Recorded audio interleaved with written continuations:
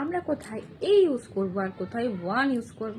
দুটোর মানেই তো একটি বা এক বোঝায়, বাট দুটো ডিফারেন্ট ওয়েতে আমরা ইউজ করি।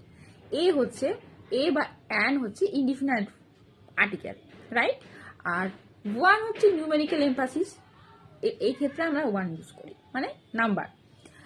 বাট এ কোথায় ইউজ করব?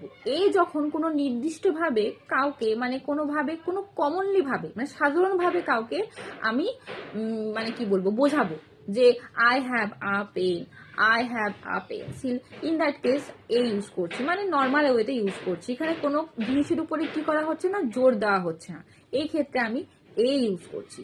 আর ওয়ান কোথায় ইউজ করব? যখন কোনো ব্যক্তি বা কোনো জিনিসের উপরে কি হবে, জোর দিয়ে বলবো, ইন দ্যাট কেস আমি ওয়ান ইউজ করবো।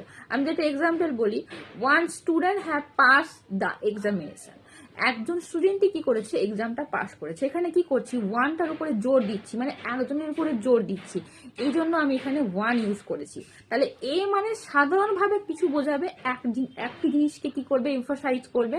আর ওয়ান কি করবে, নির্দিষ্টভাবে কোনো জিনিসকে কি করবে, এমফাসাইজ করবে। In that case we use one. তাহলে এ আর ওয়ান কোথায় ইউজ করবো, আশা করছি তোমরা বুঝতে